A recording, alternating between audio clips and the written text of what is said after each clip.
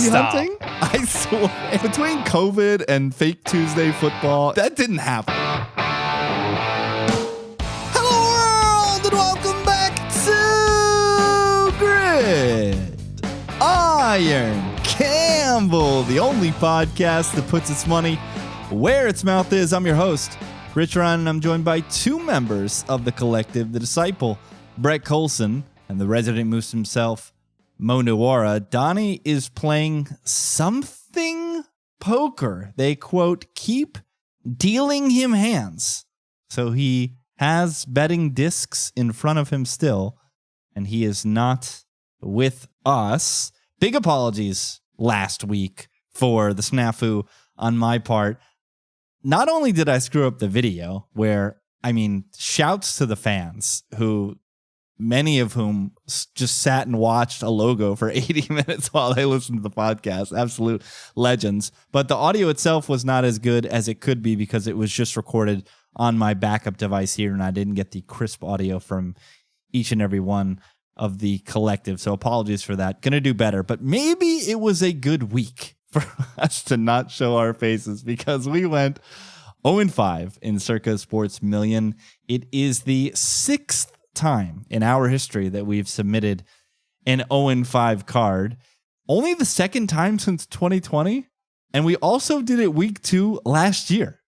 We submitted an 0-5 card. So maybe us not reacting or overreacting.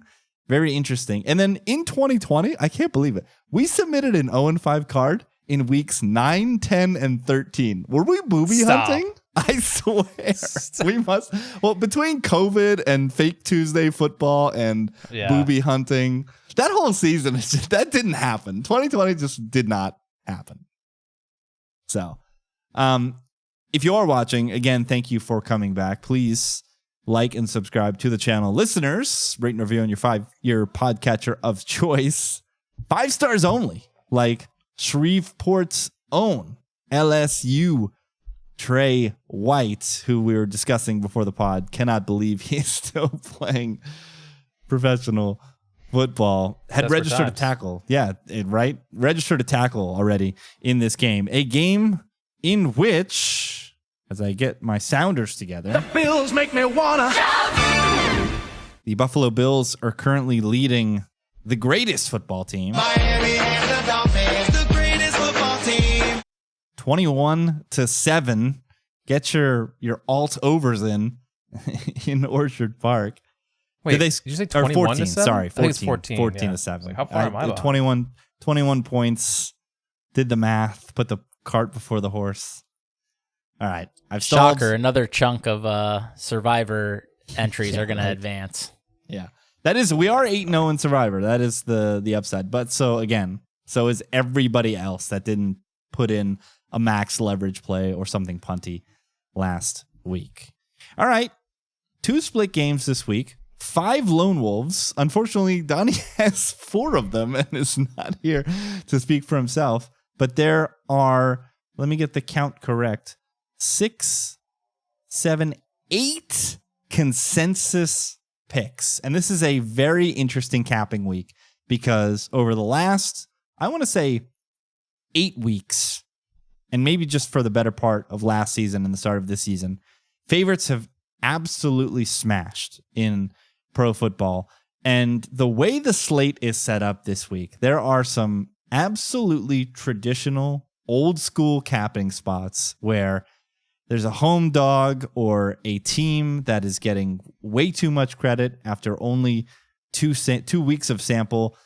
And it's either going to come to a head where everything normalizes and some traditions and, Brett, cover your ears, trends come to life, or the favorites are just going to keep smashing. We're going to keep submitting 0-5 cards, and I'm not going to know what's up and what's down when it comes to capping. What do you mean? Football. We're all going to be rich from winning all the booby money. Yeah, exactly. We might have to pivot to hashtag booby season. But we will start with the split games where there are 2 hosts on one side and 2 hosts on the other. And we start with an NFC clash between the New Orleans Saints and the Seattle Seahawks.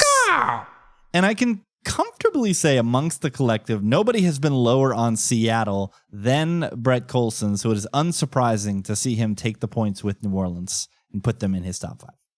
You say that, and it's true, but I did have Seattle in my top 5 last week. That was more a play against Pittsburgh chalk than anything else. But yes, I don't like this Seattle team. And you know what? On the other side, all things considered, Spencer Rattler has been far better than what I expected him to be this season. Like, the offensive metrics aren't good with the Saints, but they were supposed to be horrendous, according to market expectations coming into the year. Right now, he is 7th in PFF grade at quarterback. They are 18th he's 18th in DVOA. Throw it out then.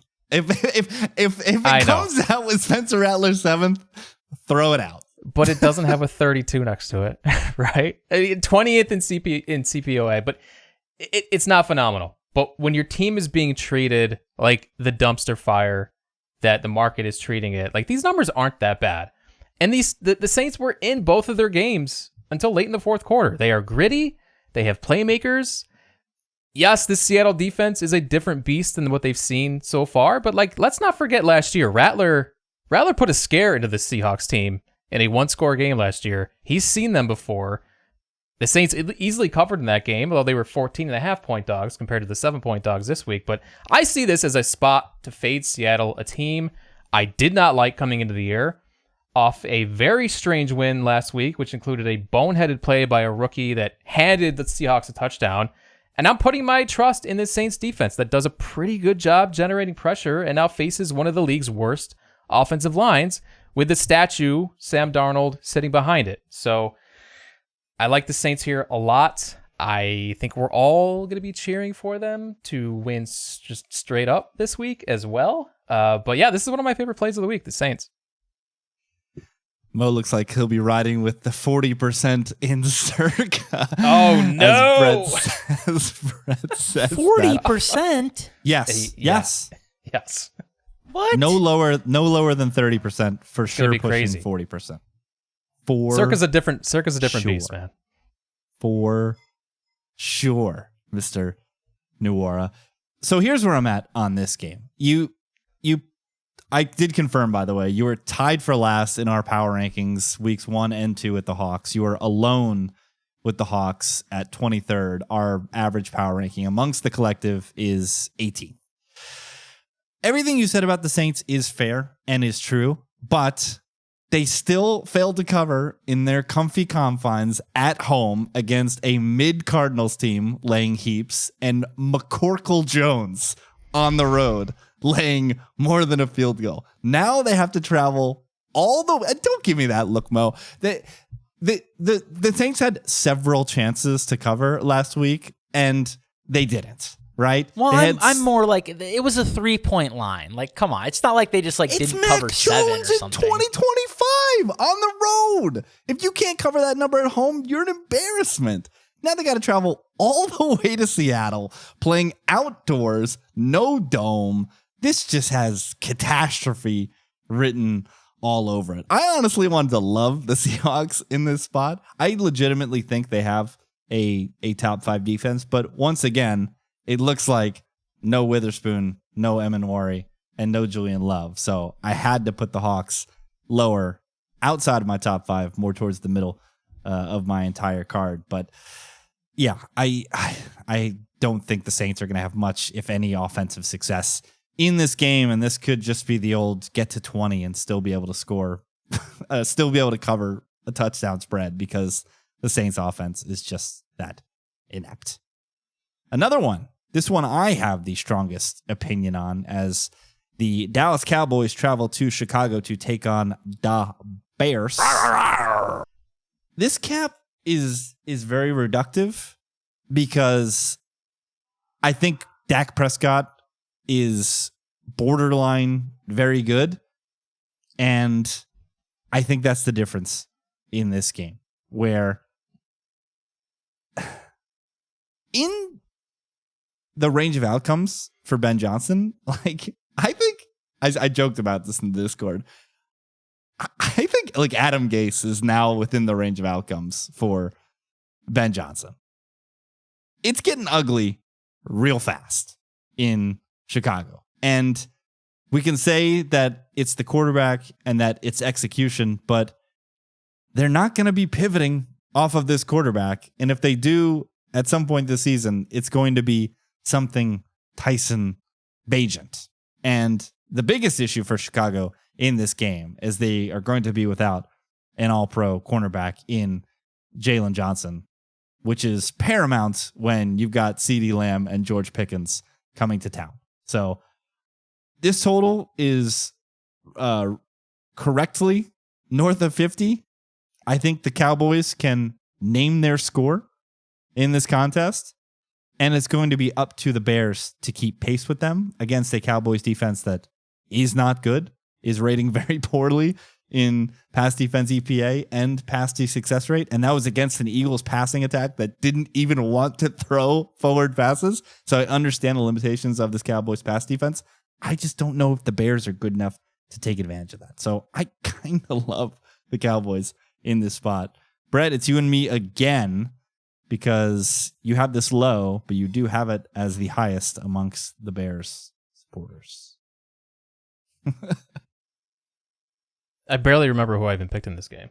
This is one of those where it was a coin flip, so I took the Bears because I do think Dallas probably will be somewhat popular in this, because I think people are seeing the same thing, that Dak has looked amazing and he's got all these weapons, and the Bears are without their number one cornerback now. So really just a leverage click. It's more dire than that. Let's just paint the right picture for the people. The Bears are missing like 4 or 5 defenders from their 2 deep. I wanted to love the Bears here, but I just can't do it with I don't know what this defense is going to look like, man. TJ Edwards, Jalen Jones can be added to that Jalen Johnson injury. All right, only 2 split games. Now it's time to get to some Lone Wolves.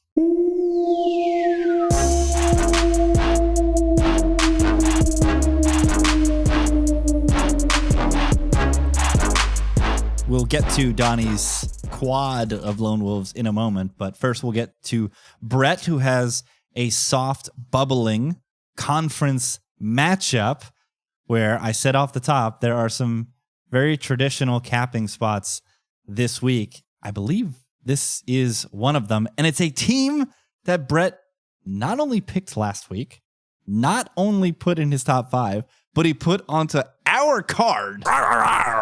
He's laying the 1.5 with the Jags against the Houston Texans. I went back and forth on this game all week because originally I loved the Texans just off that loss. It could have gone either way, but they didn't deserve to be in that game for sure. If we got the cover last week, we didn't deserve it, so it's fine. I think I just ended up on this Texans offense looks dreadful. It's just they cannot get any consistency going with CJ Stroud behind this offensive line. And I guess until I see it, we always say offense over defense, and the Jaguars offense just looks far better than this Texans offense right now. Even that said too, like this Texans defense they looked fine last week, but this wasn't the world-beating defense that we saw at the end of last season either. So I think with the Texans, and it's funny because I actually have them rated higher than the Jags in the power rankings, which we can talk about a little bit as well, but I think I just ended up on the Jags here because the offense looks better. Yeah, I just think this is a great spot where I get it. Houston has looked awful, fledgling. Now we get them in a divisional spot in a game where I think their defense will have a lot more success against the Jags offense that, let's face it, they scored a bunch of points last week against the whatever Bengals defense, but it doesn't seem correct. It doesn't seem like the Liam Cohen thing is clicking just yet. And that's not to say that at some point this season, middle of the season, end of the season, that they'll start firing on multiple cylinders.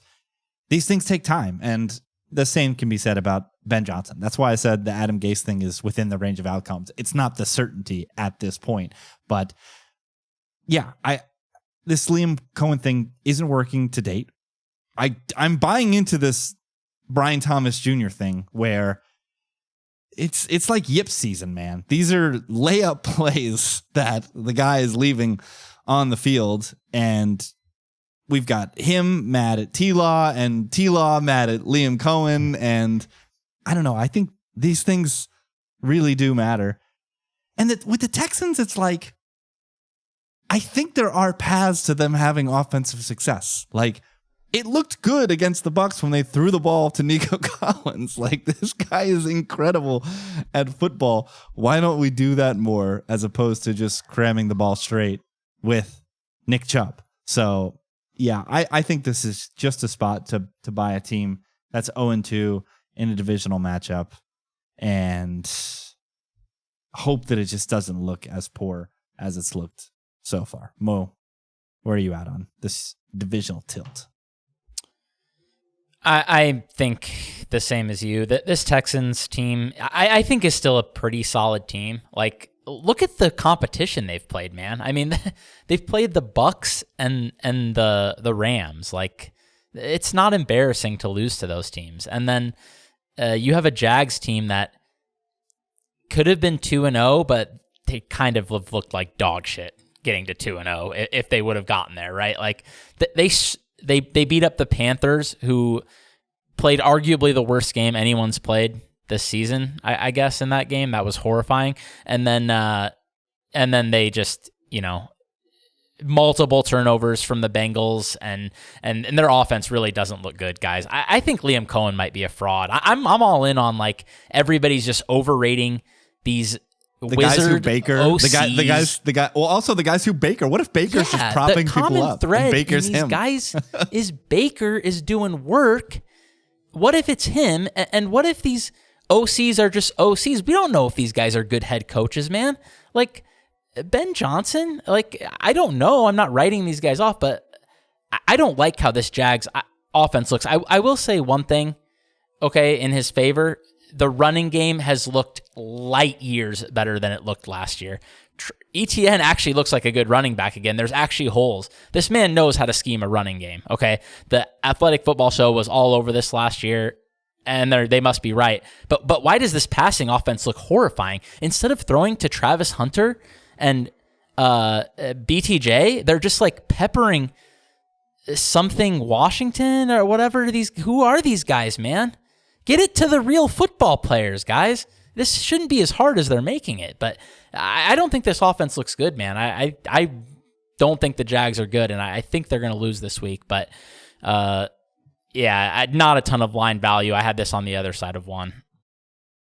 Yeah, losing when Jake Browning comes in cold and hands you the ball multiple times is a very, very tough look. And speaking of UW's own Jake Browning, Bengals at Vikings as we slide over to Donnie's Lone Wolves, and he has the Vikings in his top 5.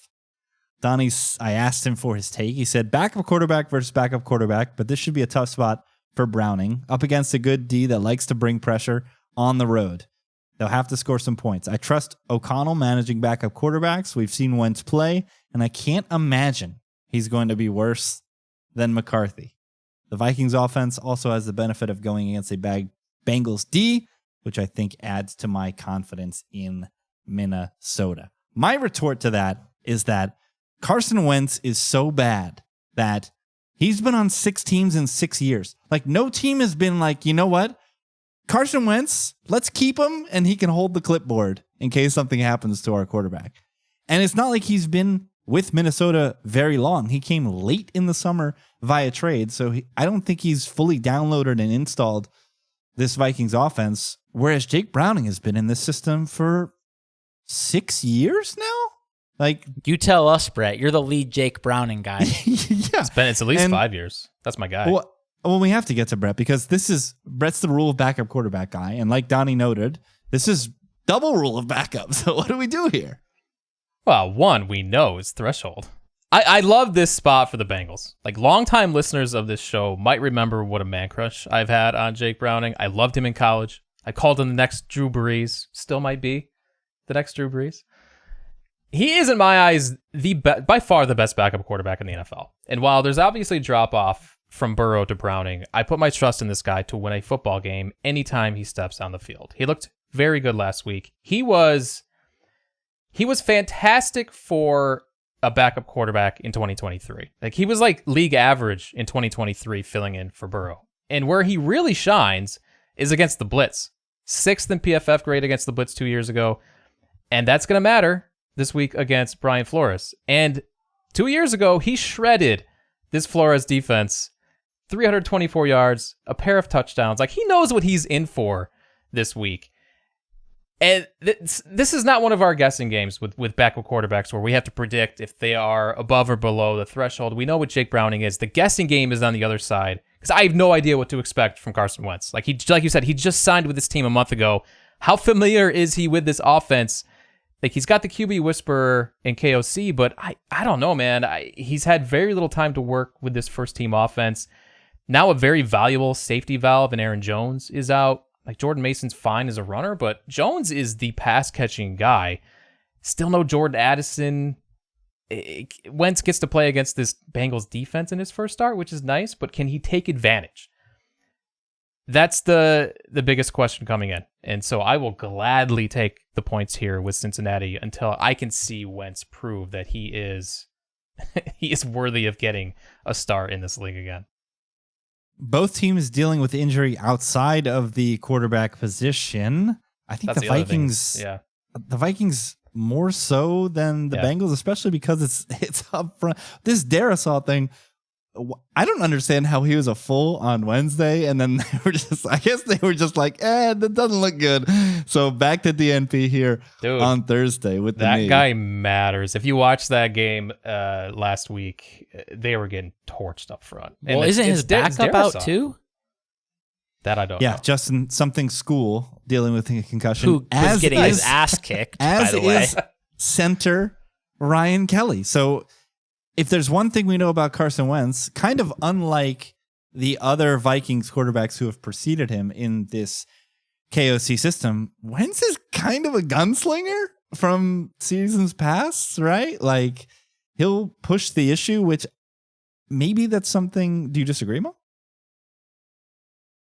No, I just watched the end of that kick for some reason. I turned that back on, and I'm just like, wait, he just missed a 40-yarder by 20 yards? Is that to possible? Be fair, he is like 70 years old. Right? Oh, yeah, for sure. I just was like, that was hideous. It didn't even look like a real like pro kid. Did it get blocked?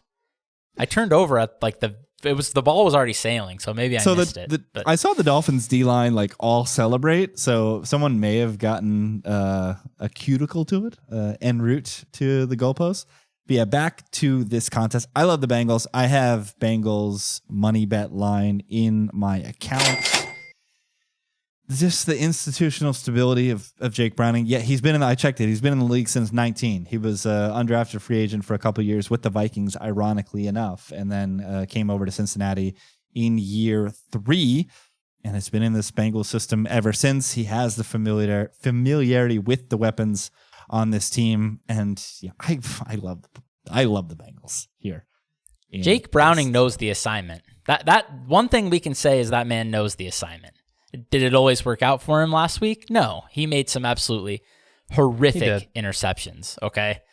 That's the big downside with Jake Browning. When you compare Jake Browning to Joe Burrow, I realized when I was watching, I'm like, okay, the big change is the big negative plays. Burrow just doesn't make those. But Browning had some horrific interceptions, but he'll make all the same big plays that Burrow makes, basically. Yeah, the only negatives that Burrow makes, and it's kind of led to his demise, unfortunately, physically, is that he holds on to the ball forever, but he does so purposefully because he knows he has receivers who can freelance and beat man, especially, and then can find pockets in zone and create explosives. So, I mean, Burrow's credit, I shit on Burrow all the time, but he's a beast for how willing he is to put himself in danger to make big plays. Unfortunately, it's reared its ugly head once again for him last week. We move to Donnie's favorite place on planet Earth, the city of Philadelphia, where he is laying the 3.5 with the Eagles. Mo, I wanted to be as confident as you in selecting the traveling Rams. Because how can a team that has not thrown for a single touchdown in pro football through 2 weeks score and extend leads and cover a spread larger than a field goal? But I don't know. The Eagles are just like my bugaboo team. So I had to keep sliding them down. But you did the right thing. You put the Rams in your top 5. Join the club, buddy. But anyways, yeah, multiple things I want to talk about with this game. Number one, we're the only podcast that apparently is willing to just come out and say that the Eagles cheated last week. So I just listened to the Athletic Football Show recap, and they just completely didn't even mention it once. Guys, the Eagles cheated 4 times. That had a large impact on the game. We're just going to pretend like that wasn't real. That's not going to continue. At least I don't think so. The refs are going to be looking for this bullshit now every time the Eagles get in that formation. So if they aren't getting these free first downs, that matters, okay? And then you have the fact that something ODB said last year to us after, I think it was actually maybe before the Rams played the Eagles, I can't remember, not in the playoffs, but in the regular season, because he was really heavy on Eagles, and they killed the Rams, and he was like, it's just physicality. You need physicality against the Rams. That was last year's Rams. This year's Rams have Poona Ford. They have some bodies in the middle that are ready to stand up to this Eagles offensive line. Okay, so I think they're ready. This is double circled the team that ended their season. This is, in my opinion, a better team. I'm just going to say it. I think everybody is pretending like why is everyone pretending like the Eagles are a juggernaut? Why can't the Rams be better than the Eagles? The Eagles came out, they looked like shit in week 1, barely beat the Cowboys. If CeeDee Lamb remembered how to catch, they might have lost as 8-point favorites. Then they got outplayed by the Chiefs. Like Chris Jones said, 100 yards passing, but they cheated, and Travis Kelce dropped the winning touchdown, so they won. Whatever, good for them. But I'm not going to sit here and pretend like that means the Eagles are good. So I think they're playing a better team here, and they're laying 3.5 points. So give me the Rams, and give me the Rams money line. That was the one thing I wrote down here. The only thing I wrote down.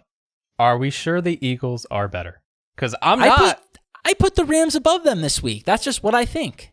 After watching this Eagles team twice, why can't the Rams be better than them? Wow. That's a take. And I feel like I've been the highest on the Rams, specifically because of this defense. They rounded into form at the end of last year. And like you said, all they did was add bodies this offseason to shore things up front. Man. What was funny about last week's game is that I am so right now the Chiefs are I think they're just broken, right? They were already a team that needed to operate somewhat perfectly to have success, and they took away Xavier Worthy and Rashee Rice, who really matter. The guy that they drafted to kind of be a Rashee Rice long-term replacement, Jalen Royals, has been hurt and hasn't come online. So they're just not. Tyquan Thornton is running extremely meaningful routes for the Chiefs. So they are just kind of a broken team. And all of that being said, the Eagles looked horrendous last week and could have lost that football game if Travis Kelce could catch an oblong object. So I can see the path with which the Rams come out and kick the Eagles' butt a little bit here. And then the response is, what do the Eagles do? Do the Eagles become a 20-25 team and move the ball by throwing it? And A.J. Brown and Devonta Smith are doing things. I think that's within the range of outcomes. Those are really great players. But we've always had questions about the quarterback. And this is an offensive coordinator who, kind of like the last time when Shane Steichen left, has not been up to snuff so far. So, Mo, you're making me want to perhaps place a wager on the Rams in the spot. I grabbed the under as soon as this came out. 45 was the total. If the Eagles are going to continue on their BS of running the ball and extending the game, I'm just going to keep firing every Eagles under that's above 44, because these games are insanely low scoring, including last week's game against the Chiefs. Raiders at Commies. DP is low on these next two, so we can get through them quickly. He is taking the 3.5 points with the Raiders. Mo, you're the only person with an opinion on this game. You have the Commies soft bubbling your top 5. Yeah, I mean, on paper, I'm like, okay, I don't know about the Commanders being like decent favorites in this game. Then I just look at this spot and I mean, Marcus Mariota, I have confidence he can slot in for Jaden Daniels. I really like that he is going to play the same style as Jaden Daniels. That helps the coaching staff quite a bit, in my opinion. Also, he's shown that we don't just have to project again. He just came in last year and was pretty solid. And yeah, I just like, I like this Raiders team on paper, but last week was horrifying. And then now they're in like the worst spot possible. You have Commanders extra rest. You have Raiders short rest. You have Raiders traveling cross country. This is about as bad as it gets, like almost schedule loss territory maybe here. So I had to just bump this up a couple more points than I think the talent levels dictate. So that was basically my thinking here is I don't know if the numbers fully taking that into account.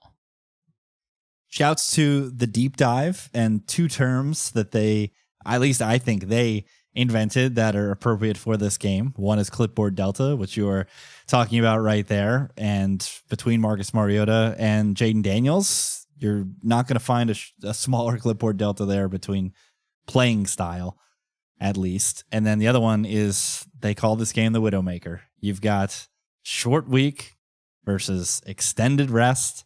And it is the shortest week possible because the Raiders played the night version of the Monday Night Football on top of the fact, like Mo said, that they have to travel across the country. Brett, if they said tomorrow that it is Marcus Mariota, rule of backup quarterback, would this change your cap at all for the contest? You mean if they said it was Daniels? Are we? What no, are we if they said it was, I think we're expecting Mariota. Daniels That's has not practiced yet. Yeah. But if they confirmed it tomorrow,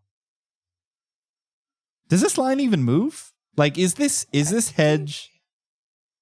Is this a hedge or is this them just projecting that Mariota's starting?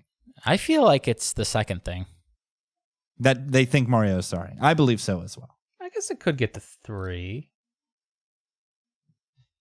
Then it would be leverage season if it got to a flat 3. But I just don't know what the market support would take in order to get this number to 3. I just don't see people lining up to bet Vegas off of that performance. True. I don't know though. All right, last Lone Wolf from DP. This is a game I absolutely love. It's one of the first bets that was in my account because I actually bet the look ahead and I'm holding on to a half point of value. I honestly think it should be more because I think it's wrong team favored. And it's Steelers at Patriots. The Steelers are 1.5 point favorites in the contest. We opened this off by talking about how nobody has been lower than Brett on the Seahawks. Nobody has been lower than me on the Steelers because I saw the signs of this defense. I mean, you could go back to last year. TJ Watt was showing signs of being washed towards the end of last year, and it unfortunately might be happening for those Yinzers because that defense has been pathetic for the first 2 weeks of the season, especially if the Jets are as bad as they showed in week 2. It's probably somewhere in between the two, but the Jets were completely stifled by the Bills, and they scored at will against the Steelers to the tune of 0.4 EPA per play. You add to that this Alex Highsmith injury. He's already been ruled out with the ankle. Joey Porter hasn't practiced all week with a hamstring injury. And then it's slow, inaccurate, yippy Aaron Rodgers on the road as a road favorite against a Patriots team, albeit against a kind of cream puff opponent. Looked a lot better last week, specifically Drake May. Keyshawn Boutte is coming online and is kind of a thing for the Patriots.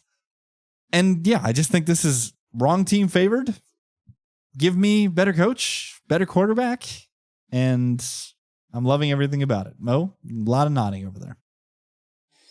Yeah, I mean, I'm with you, and it's just a lot of the same things, even as far as just like my mental approach to the Patriots, like what you said about being the low man. I mean, I've been the low man on the Patriots from square one, and I'm still like baffled that they could be home underdogs in this spot. I mean, one thing that makes me like the Patriots a little bit more is just the fact that kind of rule of Geno here, where the only thing I see the Steelers doing well here is maybe pressuring the quarterback, but Drake May is born knowing how to play under pressure as an NFL quarterback, basically. Like every snap he's taken has been under pressure. This is just going to be like breathing to him, you know? It's just like, okay, another game where my O-line is getting whooped. So it's a day that ends in Y and I'm playing football. So that's not going to faze him. I like that a little bit for the Patriots because I just don't see what else the Steelers have going for them in this game. I don't know what the Steelers have done to show us that they're definitively a better team than the Patriots. I have these teams very close in my power ranking, and it mystifies me that the Steelers could be road favorites here.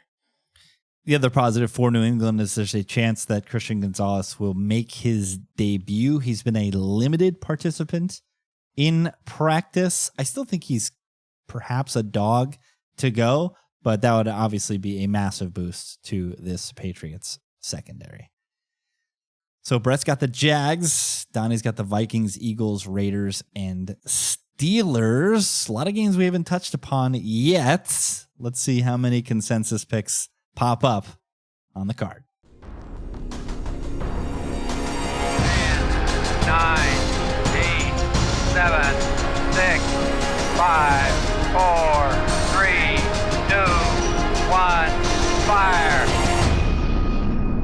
We'll start with some consensus picks, and we'll start with Mo. I guess it's the only consensus pick, not from the collective, to make the card. And Mo, this is a classic capping spot. Pinch your nose, hold your breath, and put an X next to Joe Flacco and the Cleveland Browns. Yeah, this is a collective classic here. Brett. What's wrong with betting the Browns? It's 7.5. I think this is too high, man. This is just the sleepiest spot in the world. You got a fat and happy Packers team that came out and mollywopped two very good teams and is feeling itself going on the road against an AFC team that everyone thinks is the worst. And then you have a Cleveland Browns team that, I'm just going to say it, guys, that they've played a lot better than their results so far, okay? So that's the big thing here. They should have beaten the Bengals in week 1, okay? They completely outplayed the Bengals. I think that's obvious. Then last week, they honestly didn't get their asses kicked as bad as the score. That game was reasonably competitive, and the Ravens hit a couple of big plays. Flacco, I think, made a big mistake. There was maybe a pick six in there, I think. I mean, it just got out of hand. It snowballed in the second half. This team is better than its results so far. And then I think, so just matchup-wise, this defense has still showed that it has teeth, which I give them credit because I didn't know if they did. That was why I liked the Bengals week 1. I didn't know if this Browns defense was still any good.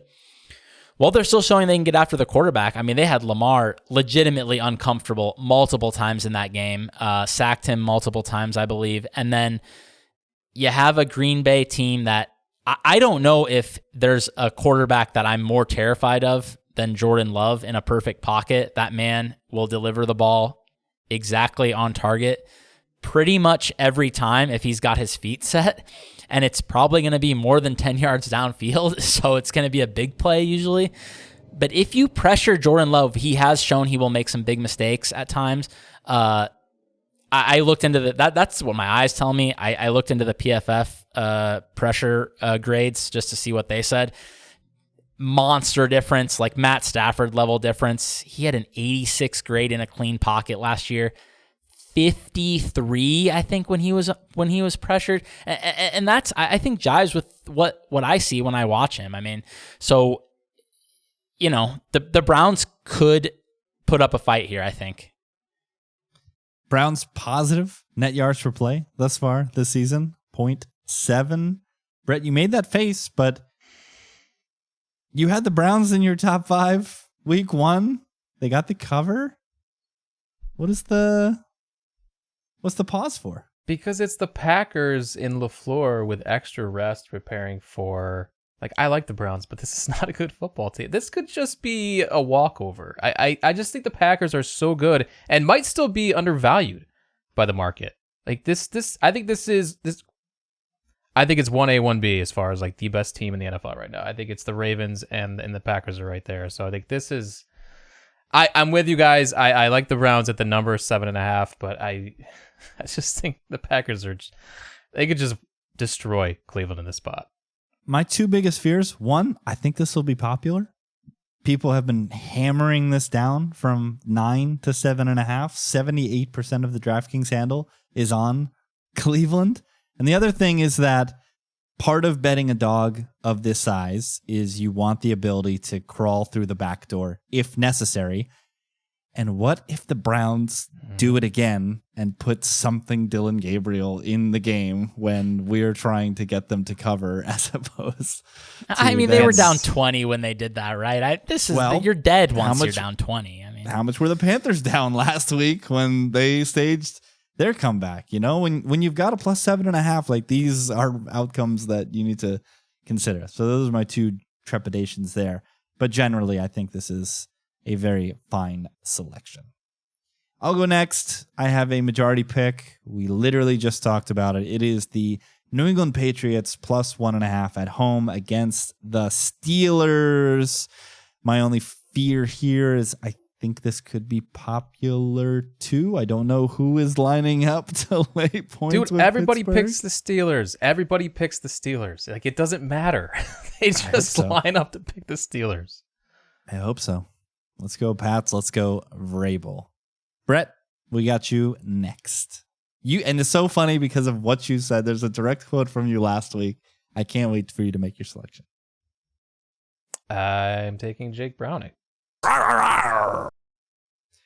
Last week, when somebody put the Bengals on the card, you said, who put this on? We can't keep putting the Bengals on every week. Obviously, it's different. It's different. That was different Bengals. It's so perfect that you Dude, it literally really is last perfect. Week, we so can't me. keep putting the Bengals on.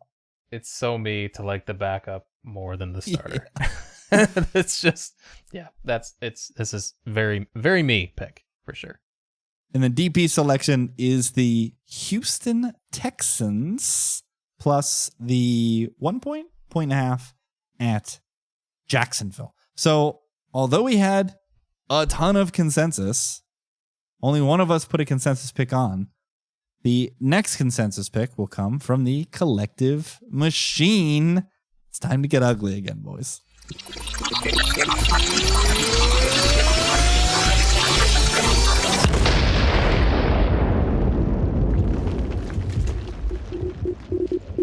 The collective chooses the Tennessee Titans.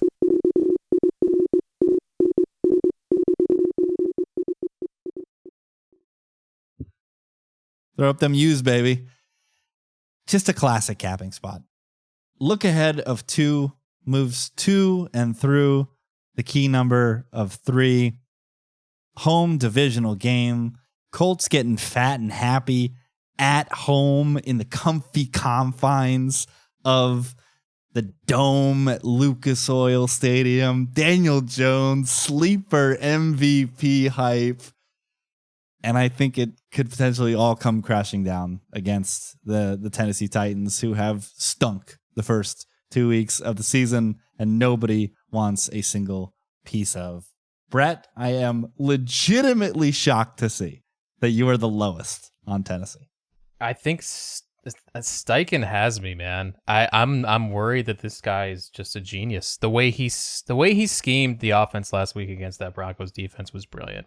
And I worry that he's just going to keep doing that every single week and attack the biggest weaknesses of the opposing side optimally. I think that's why I pumped this down. Obviously, I'm high in the Titans, but I don't know, man. I'm a little steichen-pilled right now. That is that has me worried a little bit. Mo, this is just one of the spots, right? Like, if everything we've known about doing this is true, this is a spot where, at a minimum, we should have a sweat, right? We should have a chance to cover in this game. But if the recent times are the new world order, we're just going to be pissed off that we have something Cam Ward and his crappy Titans team on our card. Yeah, I mean, the thing about this game is that I just keep coming down to. So when I look at this game, I'm like, okay, the Colts have every matchup advantage. And it makes me like, okay, this makes sense that the Colts are big favorites. The Titans have a horrendous offensive line. The Colts have a very good defensive front. Cam Ward is probably going to be under a lot of pressure. The Titans have terrible, no good, very bad wide receivers. And I just look at this, and I just want someone to beat the piss out of these corners, man, because these guys are awful. But I just don't know if the Titans can do it. But then I just keep coming back to the biggest problem with this game is if you just looked at these rosters on week one and these teams played week one, the Colts would have been like -1. And now they're -4. So the line has moved 3 points. Titans, believe it or not, the Titans were 1-point favorites on the opener. Like this is crazy. 5 based on, I mean, yeah, the Colts were good last week. Week one, they played a dried out husk of a Miami team that quit. Before the season even started, they already quit. That was embarrassing, okay? Dried out team that's tied with the Bills at halftime right now. Yikes. You know, that's not great. But the Bills did miss an easy field goal, and Tua's always pretty much been able to move the ball in this defense. I texted Chris, if you want to gamble on this game, I feel like Miami and the over are probably correlated. I was like, there's no chance in the world that they're going to get stops on the Bills. Just for fun, and we're on a tangent here, I did the exact opposite. I bet the Bills and Ray Davis's rushing total over. I was like, I just want to have a sweat in this game, so I'm just going to bet something correlated. And you're right, that's the other correlated side. I just didn't see a way Miami could get a stop. So like if they cover, it's going to be in a shootout. So anyways, yeah, I just getting back to this game between Titans and Colts, I just don't see how these teams can be this far apart when they were a win apart in preseason markets. And now we're just like Colts -4 on the road, no problem. I mean, I just can't get that high, man. Yeah, like I said, if everything we know to be true is true, this is just a spot we absolutely have to take. 70% of the DraftKings handle is on the Indianapolis Colts. So here we are. What's his name? Brian Callahan, you bum. Figure your life out, man. Like, this is embarrassing coaching so far. Like, if you are a professional, this is a cover. It's that simple, man. I agree. All right, so the card, Titans, Browns, Patriots, Bengals, Texans. Let's dig into the 7 consensus picks that did not make the card, and we can buzz through these quickly. The first one is another divisional tilt where the Falcons travel to Carolina. And the Falcons are 5.5-point favorites. And this is just another one of those spots where everybody knows the Carolina Panthers are a horrific football team. Bottom 3. Many people have them as 32 of 32 because the Saints have at least shown signs of life, and that Carolina backdoor last week was about as fake as it comes.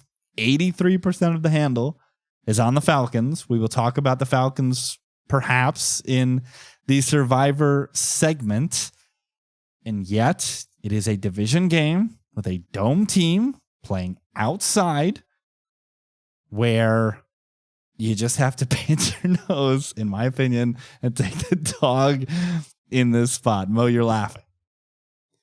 Yeah, because I just don't know when we're going to see Carolina from second half of last year. If that team showed up, this line would be absolutely ridiculous.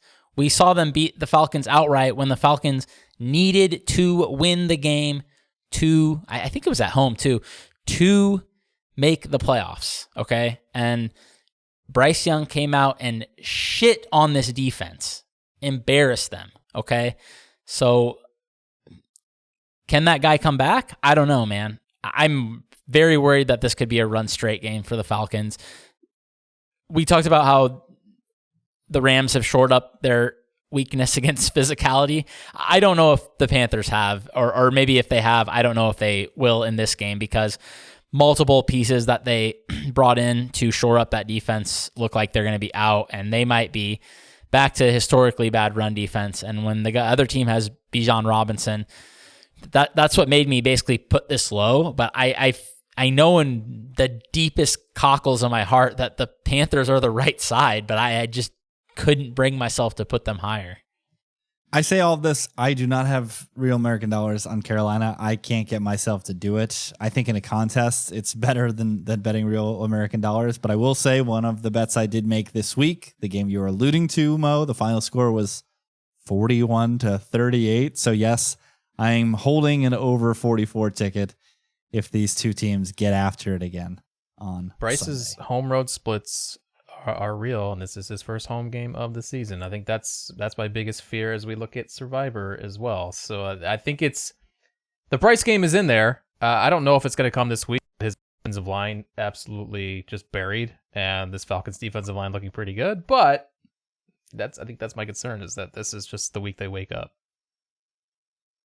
Couple of back-to-back leverage spots here. The first one, not so much as my fight move. Travel to Tampa to take on the 2-0 Bucks. We're 6.5-point favorites in the contest. This was above 7. It was at 7. It's still showing 7 in some places, also seeing some 6.5s. And the fact that it is below 7 leads me to believe that not very many people are going to click the Jets in this spot, and might even be enticed to click the Bucks, especially watching them and Baker swaggering 2-0, Egbuka offensive rookie of the year hype, wearing the creamsicles home opener. And then, of course, you have a backup quarterback for New York with Fields concussed and Tyrod Taylor in the game. Oh, that's why you're wearing the number 5 for I thought Tyrod. we would do the damn thing. I thought we would have the Jets on the card, so I came prepared, and alas, we do not. That's a little sad. Talk about it. You're the highest on Gangrene. Yeah, the thing with Tyrod is he's seen it all before. He can read defenses because he's seen everything in his time in this league. So there are no surprises with this guy. And he's going to keep you in games because he doesn't turn the ball over. He makes the right reads. He will check it down. He throws the ball away. He'll take a sack if it's the smarter play and not put the team at risk of handing the ball over. That's what I love about Tyrod. That's what I loved about him while he was at the Bills. He got run out of this town because he was boring, but he got the job done, and he continues to get the job done. And I think that keeps the Jets in this game against a Bucs team that's really beat up offensively. This offensive line, my God, man, it's Gadecki. They just lost their right guard. Wirfs might come back this week.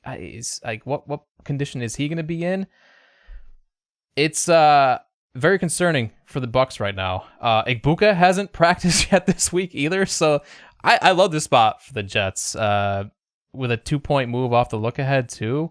Obviously, Tyrod has something to do with that, but I like them to keep this within 7 for sure. And bet the team that looked the worst last week certainly in play with the Jets here too. This all comes down to what is the Jets coaching staff going to do in this game? Because what happened last week is they got punched in the mouth in 8 minutes and had no counterpunch. Especially Tanner Engstrand. He didn't know what to do. The McDermott came out and blitzed his corners on every early down, and Tanner had no counterpunch to it. And everything just got lost. Everything slipped away. And there was just no recovering from it. So now, after getting your ass kicked, right, getting down to the mat, having a week to look back at your mistakes and fix those things, What does it look like on Sunday? And then on top of that, you have a different quarterback than the one you've been preparing with all summer. So, and like you said, Brett, it should be easier for Tyrod to play catch up and to assimilate. But it does also call for using a different script and calling different plays. And Fields, his running component was a big part of the offense. How much of that changes, and how comfortable is Tanner changing the play calls up? So I think a lot of it is going to come down to Jets coaching. And if they're like really bad and completely inept, I could see another snowball avalanche effort. If they're closer to league average, then I think with these Bucs injuries, this line is kind of crazy, but there's a lot in the air. This is the third time in a row I've been against the Bucs in my top 5, so I'm really just martingaling, I think. Well, at what point do we admit the Bucs have been pretty lucky to be where they're at? They've been lucky for the past year and a half, man. Like, when does it end? Something put a turnover stop to worthy this, plays. please. Tyrod, Tyrod's going to put a stop to it. That's my guy. The problem is the Jets can't turn anybody over. They can't catch an interception. The ball never bounces to them if it's on the ground. Never. The worst fumble luck you will ever see is gangrene. So need some positive variance in that direction. This next one is 1,000% leverage. I love this game so much. It is Broncos at Chargers. Chargers minus 2.5, seeing threes everywhere.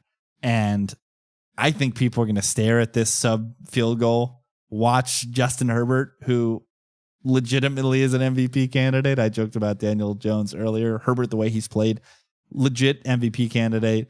You've got Cowherd saying Harbaugh's the greatest coach of all time, Jim Harbaugh. All of this momentum for the Chargers. Meanwhile, the Broncos stunk up the joint last week. I think this is just a beautiful spot. And rule of Brett, the fact that we're not getting the 3 and people are going to be less inclined to pick it makes me want to love Denver even more, Brett. Can I just say, I dug into a lot of data, a lot of Circa data before the season. I found that minus 2.5 is the most popular number that people click in the contest, which should not come as a surprise, but it was confirmed by 6 years of data. So yeah, for leverage purposes here as well, I do like Denver off the loss, and people eyeing this Chargers team as a potential Super Bowl contender. But I still love the Broncos. I think I'm the highest on the Broncos in our power rankings, and I just see these teams as very similar as far as like a market rating. So I definitely see a world. This is where like game theory meets capping a little bit. I definitely see a world where we've been told for many years now that defense is not as sticky as offense. I see a world where Denver's defense takes a meaningful step back this year, and they're more like an average team than they were last year, right? And if they're more like an average team, that means a lot more lands on Bo Nix's shoulders, and I don't really rate Bo Nix. So things could go pear-shaped very quickly for the Broncos. That being said, the Denver defense could also still be really freaking good, and they could just get back on track here against Harbaugh. And the amount of leverage that's going to be present in the contest, really makes me excited about Denver in this spot. These next couple, nobody really had a strong opinion on them, so we could. I've said buzz through them, but we can actually get through these quickly. Monday Night Football. The Detroit Lions travel to Baltimore to take on the Ravens. The Ravens are 4.5-point favorites in this contest. Look ahead was 6. It's slowly been creeping closer to a field goal. I don't know how much closer it'll get than the number Circa is hanging in this contest. And Brett, you have the highest opinion on the Ravens. Correct? Yes, in this spot. Soft bubbling your top 5. Yeah, I just think the Ravens are the best team in the NFL. And this number off the Lions win last week just doesn't feel right to me. I think it should be 5.5. So really, this was just mispriced, in my opinion. Easy cap for me. The Lions got punked by what we project to be a very good team. They played their opening home game against their former coordinator, who might be over his head and might not have a very good team on his hand, and they punked him. Now they have to go on the road against a very good team, 1A, perhaps one alone in the NFL. Very different scenario for Detroit. So unsurprising that we all see we're all laying it with the Ravens in this spot. This next one, Cardinals at Niners. Once again, Brett with the highest opinion in this contest, and it's a team he's been high on since the summer. It's those Arizona Cardinals plus the 2.5. I'm just not sold that this version of the Niners is better than Arizona. I mean, what evidence do we have from either team that either of them is better at football at this point? Like with Mac Jones under center, I'm just going to take the dog here.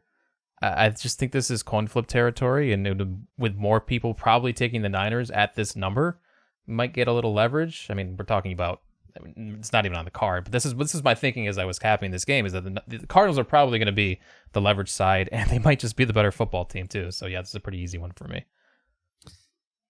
Well, I'm worried about Purdy coming back too early as well. Hold on a second. I was just going to say that this is. Can we talk Mac about Jones plays. Max leverage, absolute max leverage? What do we do if Brock Purdy plays and the number goes to like 3.5? Do we just have to change one of our picks to Cardinals because we all think they still have a shot? Maybe. Yeah, it's definitely a discussion worth having. ODB, you can skip, smash the skip button for like 3 or 4 times.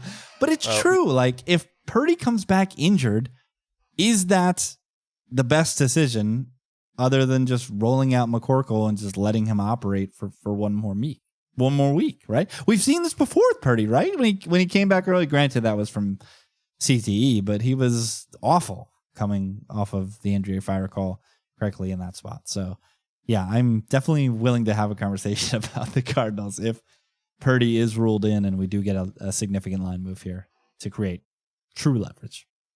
And then the last one, Mo, we'll give it to you. You're out. You folded. You're done. It's Chefs at Giants. You've got Giants +5 in your top 5. You're done. KC, RIP. Super Bowl canceled. Well, isn't this just another ugly Illume Chiefs win by 3? Like, isn't this just another hideous, awful win where nobody walks away happy about the Chiefs?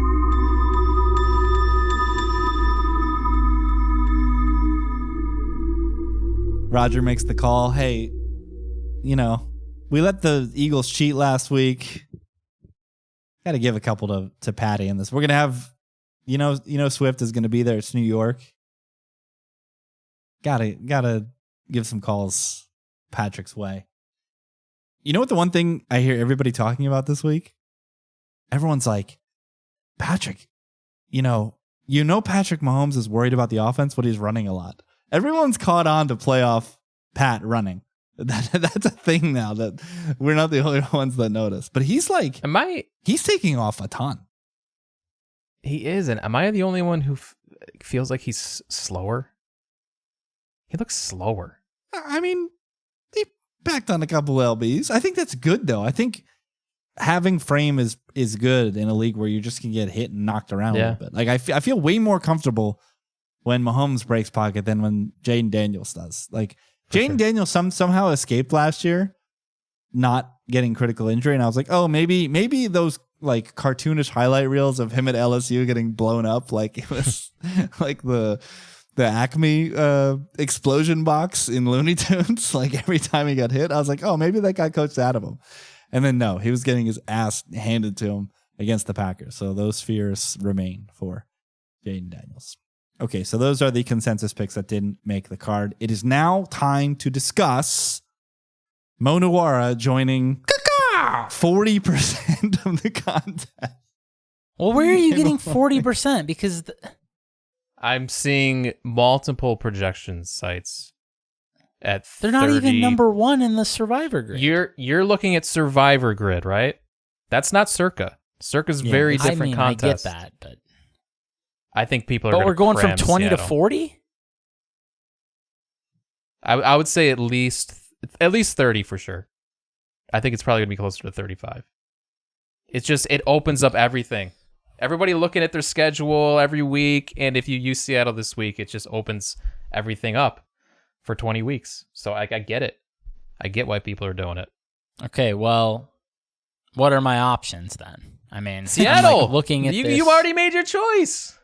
I haven't made my choice. I don't want to be on 40%. It's not like I think Seattle is undervalued. I don't think they're overvalued either. I clicked on the Saints in my picks, but I thought that line was completely fair. So I feel fine, obviously, taking a 7-point home favorite against a quarterback who I agree with Brett has played better than I expected, but also is going on the road to face a good defense in a tough place to play. I think it's a really bad spot, and my honestly only concern is the defensive secondary injuries for possibly facing a quite good receiving core, I think, in the Saints. So that worries me here. Olave has really yet to get off, and I'm like still feeling good about all my Olave ownership. I scooped all of the Olave I could in draft season. I think he's ready to break out, but I also just think, it's a tough spot for a bad quarterback on the road here against a good defense. But that being said, I'm just like looking at these other, I obviously already missed the boat on Buffalo. And I already am on the record with, I think Cleveland is the side in that game against Green Bay. So at that point, I'm just like digging much deeper, Even if you take Seattle, we'll be underweight on Seattle versus the field. So like it's fine. I'm definitely fine having one of us on Seattle for sure. Well, let me hear your guys' brilliant I was going to ideas say, the issue is the pivot, right? Like, who are we pivoting to? Is it that Green Bay on the road in Cleveland? Again, we all picked the Browns, but there's a pretty big middle between 1 and 7 to hit there. Is it the aforementioned Kansas City Chiefs? Maybe not, because we all selected the Giants, and the Chiefs play both the Thanksgiving and Christmas slates, so those are under consideration. The ones that I came in circling were the Chiefs and the Falcons, but then the more I looked at the Falcons, the more worried I get about this spot being in division outside. But man, the Panthers really, really, really stink. And the Falcons, like the Seahawks, don't have much future value. The really only other one that stands out to me is host to Miami in week 8. That's about it. So an opportunity to get the Falcons at single-digit ownership in a rough spot. I don't know. It's tough. Where are you leaning, Brett? Haven't made my decision yet. It's down between the Falcons and the Packers. I really do like the spot for Atlanta against this Panthers team, but it does make me a little queasy. As I said, just the splits for Bryce Young here in his home opener, it makes me nervous. Even though the Atlanta defense does look stronger. The Packers have a good amount of future value. Some of that's baked into Thanksgiving, even though they are projected to be an underdog in that game against Detroit. I took Detroit last week already. If I take Green Bay here, I'm just punting that game and pretending like it doesn't exist on Thanksgiving, which means leaves me 3 games on that slate, which honestly, like, I'm okay with. I just need to be careful with the other 6 teams. The other spots for Green Bay: at Dallas next week, then home against the Bengals, home against Carolina, at Giants, home against Chicago. The thing is, like, outside of Carolina, this is the worst team they'll play all year. And we're looking at 10% ownership in Circa, maybe 15. And like, I'm okay with that. It's 7.5 with extra rest off the Thursday night game. I think it does line up as a potential whitewash, especially if Flacco is in a negative game environment against this defense. I just love this Packers team, and I would prefer to use them. I'd prefer to use them in Lambeau, but they're so dialed in right now that I think I would rather use them now before something crazy happens, and that's definitely something I consider. Just look at what happened with like Burrow and Daniels this past week. Like, Daniels is expected to be out just for a week, but season-ending injuries happen to star players, and that can significantly shift how this Survivor contest plays out. So I think almost taking one of these elite teams early and then hoping that value opens up later in unexpected places is fine. So I think I am leaning Packers, even though we all like the Browns on the number. Well, another team we all like is the Jets, but the Buccaneers are obviously not touching. So the Bucs. what is the ownership going to be on Tampa Bay? That's what it comes down to for me, because they don't have very many good spots either. The only one that pops out is the bottleneck in Week 14 against the Saints. At least where 10%. would Bucks need to be? Yeah, I think 10 to 15% probably on the Bucks. yeah. Actually, I don't know, This because stinks. so many people are going to be on the Hawks, and like, how And many so people are many going to take the people Bills? have bet, and so many people have bet the Jets for them to have come off 7, right? So you would think that there's at least this worry in the back of people's minds that, oh, if I'm betting the Jets and the Bucks have all these injuries, maybe that's going to make them worried about the spot. So they won't take Tampa. Like, again, I don't like preferring the dog and then selecting the favorite in Survivor, but I really am reticent to be with the masses with Sam Darnold as chalk. Pool Genius, yeah, I know. Pool Genius has Tampa 13%, Green Bay 13%, Atlanta 8%. So if those equities are equal, I would obviously much rather have Green Bay over Tampa Bay if equity is equal. Obviously, you are punting some future value for the Packers because they are a great team. But myself, speaking for myself at least, I've not burned Buffalo or Baltimore, though. Two good teams that it's nice to have in the back And of I your think pocket that's, in terms of I think future that's equity. why, I think that's why Seattle makes sense for Mo too, is that he has used Baltimore. So yeah, take one of those teams that frees you up a little bit more.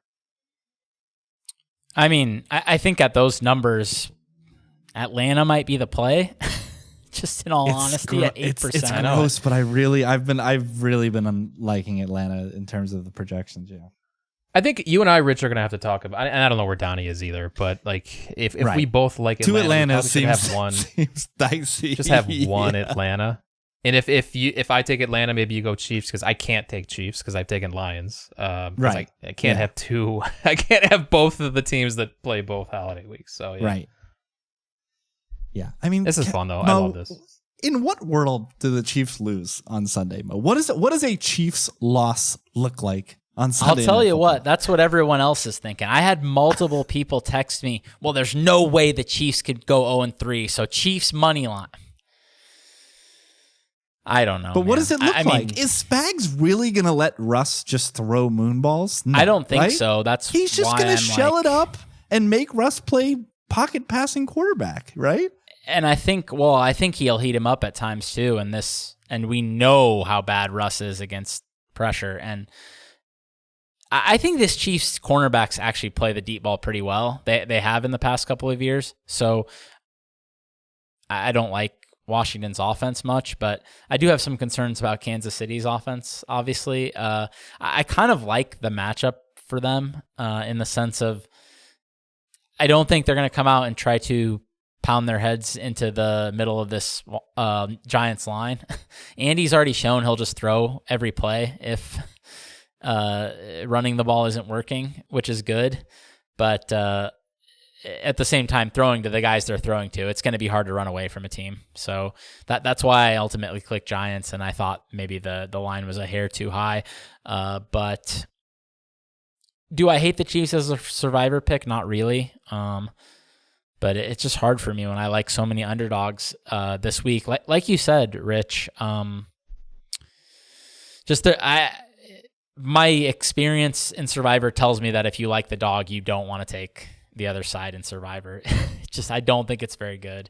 And you just end up like feeling like an idiot, basically, if the favorite loses when you thought they were overvalued in the first place. But I guess I might be willing to do it when the ownership is as low as Atlanta's, though. Yeah, I don't really look at it that way. I don't look at what I like on the spread. I just look at win probability versus pick popularity versus future value. I take the ATS number out of it, even though ATS and win probability are correlated. Correct. Yeah. Teams dogs that cover tend to win. What is it? 33% of the time, I think, historically, something like that. But even still, we don't know anything. Right. Clearly, after an 0-5 week, what the hell do we know? So I'm just going to trust the numbers. 8-0 Survivor. Man, oh man. Yeah, be sure to stay tuned to Gridiron Gamble on Twitter. We're going to have some further discussions as we enter into the weekend. Oh, I wanted to bring up one more Chiefs point. What's Jerick McKinnon up to? Mo, can somebody that can catch the ball out of the backfield put a jersey on? Like, it's killing me. Why are they so scared to put this 7th round rookie out? He looked halfway decent in the times he touched the ball in the preseason. What's going on here, man? Did anyone watch Kareem Hunt when he caught that ball in the flat against the Eagles? That might be the slowest I've ever seen an NFL running back move. It's unbelievable. We got Bayshal Tutins going in on day 3, and the Chiefs just couldn't pick up a Bayshal Tutin and just stick him out there? Like, come on, man. I've just been like, how many straight years that the Chiefs don't just use a random 4th round pick on a running back? Rule of Steema, just click any SEC running back in the 4th round and it can't be that bad. How bad can it be? No, I'm right there with you. All right. Whew. I feel like there's going to be some carnage this week. Maybe never. This pool, I've been saying this in the Discord, bit.ly/Discord Moose. Get involved. This Survivor is just going to be, when are the Saints, Panthers, and Giants landmines going to explode? That is just going to be the 2025 Survivor season. When do those there's going to be 3 or 4 times where those landmines blow up and eliminate a large chunk of the pool, and it's just a matter of when. So, all right, follow these guys on Twitter at Brett Colson, COLLSON. Follow at Monuara, NUWWARAH. I'm at Rich T. Ryan. Best of luck in your betting ventures. We'll catch you guys next week. Peace out.